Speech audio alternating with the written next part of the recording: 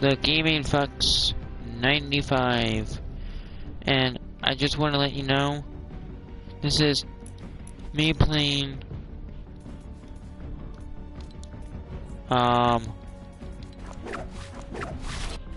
Fortnite on my YouTube channel once, on my other profile. My other one I have more skins and all, that's what I show on Twitch. This, I'm paying tribunes, like the title. I'm only doing this one and only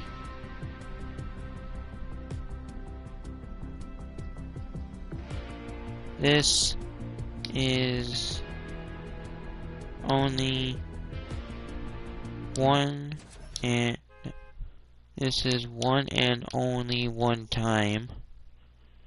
No battle royale. Paying respects to Martin Luther King Jr.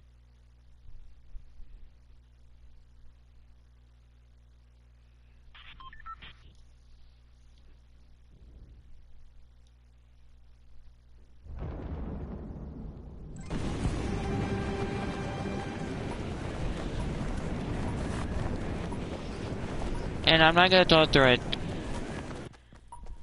Just wanna let you all know that. When this timer is done, there's nothing that's gonna be happening.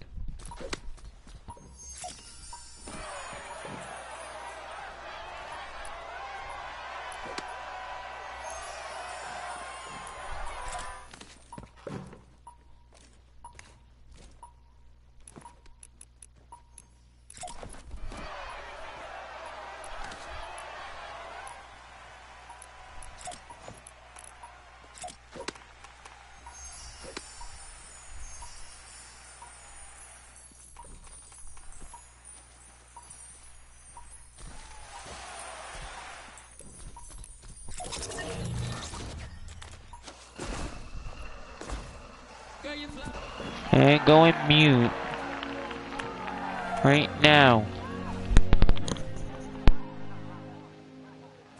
I am happy to join with you today in what will go down in history as the greatest demonstration for freedom in the history of our nation.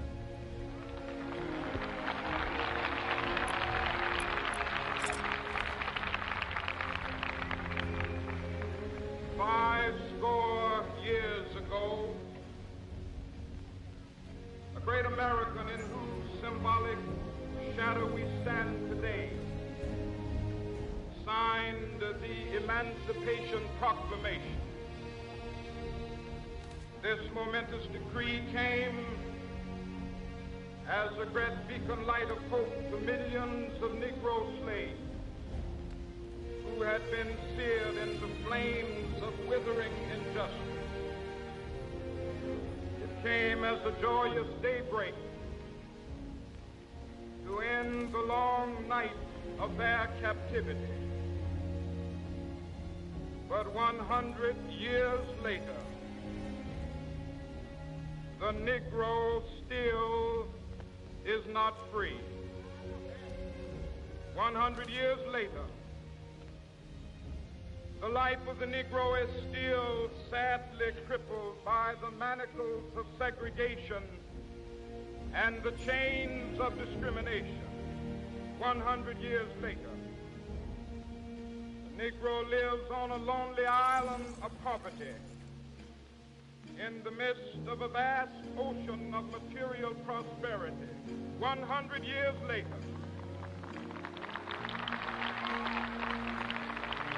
the Negro is still languished in the corners of American society, finds himself in exile in his own land. So we've come here today to dramatize a shameful condition. In a sense, we've come to our nation's capital to cash a check architects of our republic wrote the magnificent words of the Constitution and the Declaration of Independence, they were signing a promissory note to which every American was to fall heir. This note was a promise that all men, yes, black men as well as white men, would be guaranteed the unalienable rights of life, liberty, and the pursuit of happiness. It is obvious today that America has defaulted on this promissory note insofar as her citizens of color are concerned. Instead of honoring this sacred obligation, America has given the Negro people a bad check, a check which has come back marked insufficient funds.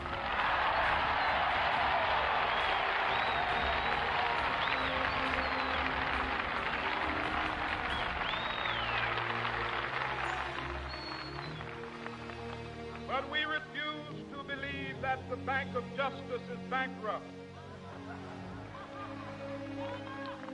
We refuse to believe that there are insufficient funds in the great vaults of opportunity of this nation. So we've come to cash this check, a check that will give us upon demand the riches of freedom and the security of justice.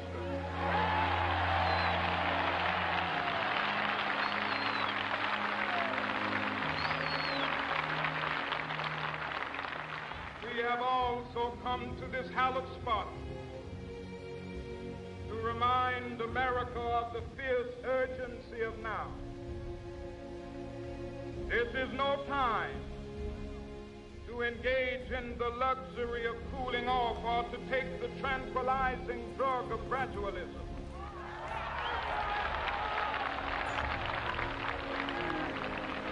Now is the time to make real the promises of democracy.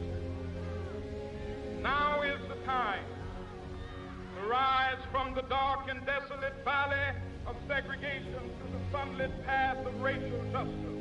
Now is the time to lift our nation from the quicksands of racial injustice to the solid rock of brotherhood. Now is the time to make justice a reality for all of God's children. It would be fatal for the nation to overlook the urgency of the moment. This sweltering summit of the Negro's legitimate discontent will not pass until there is an invigorating autumn of freedom and equality. 1963 is not an end, but a beginning.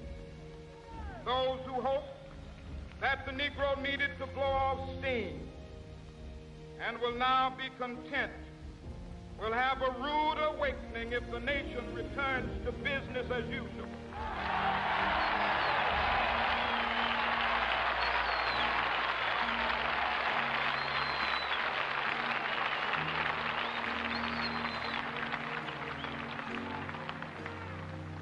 There will be neither rest nor tranquility in America till the Negro is granted his citizenship rights.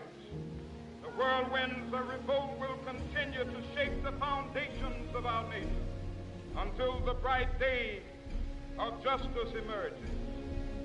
But that is something that I must say to my people who stand on the warm threshold which leads into the palace of justice. In the process of gaining our rightful place, we must not be guilty of wrongful deeds. Let us not seek to satisfy our thirst for freedom by drinking from the cup of bitterness and hatred.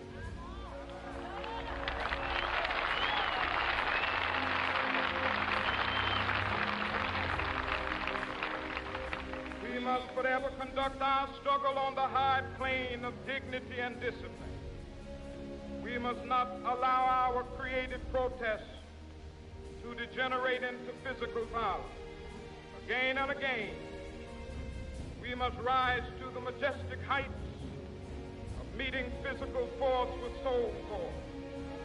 The marvelous new militancy which has engulfed the Negro community must not lead us to a distrust of all white people.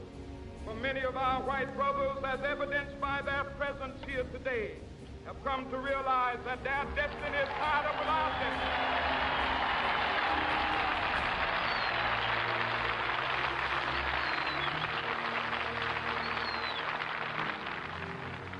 They have come to realize that their freedom is inextricably bound to our freedom. We cannot walk alone. As we walk, we must make the pledge that we shall always march ahead. We cannot turn back. There are those who are asking the devotees of civil rights, when will you be satisfied? We can never be satisfied as long as the Negro is the victim of the unspeakable horrors of police brutality. We can never be satisfied as long as our body is heavy with the fatigue of travel, cannot gain lodging in the motels of the highways and the hotels of the city.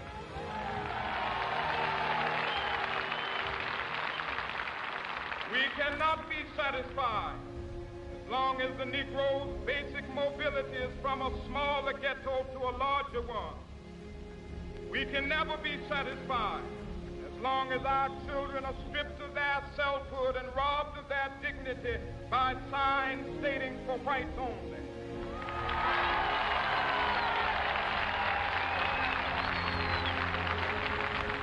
We cannot be satisfied as long as a Negro in Mississippi cannot vote and a Negro in New York believes he has nothing for which to vote.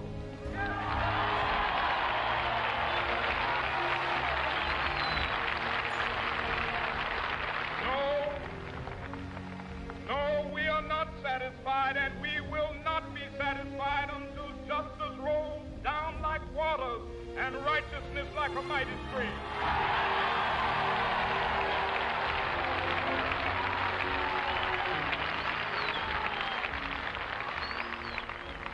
I am not unmindful that some of you have come here out of great trials and tribulations. Some of you have come fresh from narrow jail cells. Some of you have come from areas where your quest for freedom left you battered by the storms of persecution, staggered by the winds of police brutality. You have been the veterans of creative suffering. Continue to work with the faith that unearned suffering is redemptive. Go back to Mississippi. Go back to Alabama. Go back to South Carolina. Go back to Georgia.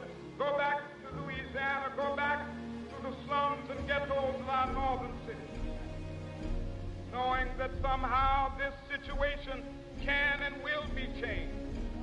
Let us not wallow in the valley of despair. I say to you today, my friend,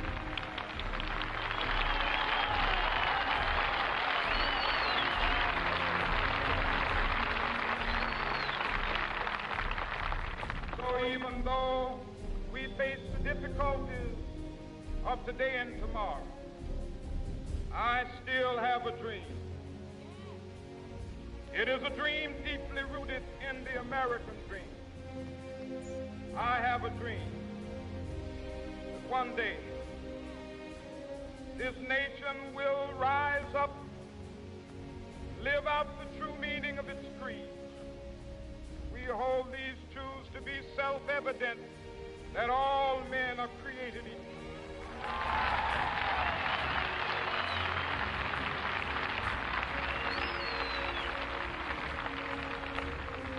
I have a dream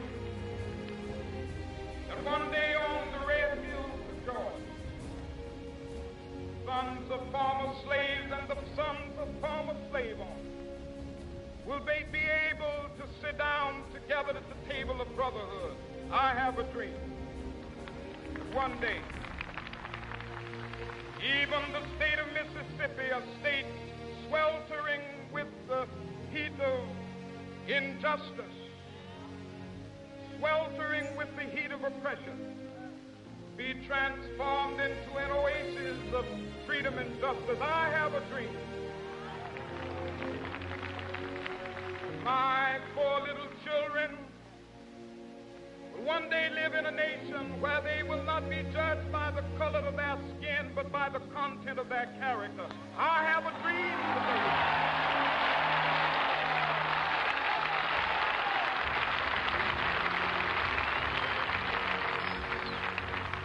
I have a dream that one day, down in Alabama, with its vicious racists, with its governor having his lips dripping with the words of interposition and nullification, one day right there in Alabama, little black boys and black girls will be able to join hands with little white boys and white girls as sisters and brothers. I have a dream today.